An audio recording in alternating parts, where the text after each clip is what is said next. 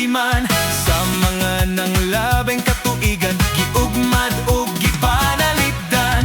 Oslo kung imong masusi, hulagway kini sa kauswagan o kakugi, mga dumuduong buhong sa pag-abi-abi, kultura o turismo, kini gipalabi. Oslo, Oslo, sa Oslo, manuroy na kita sa Oslo.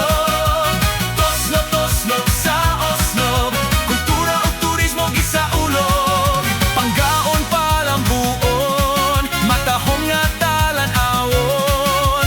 Ang Oslo ikapasigarbo, bahan di sa lalawigan sa Sugbo.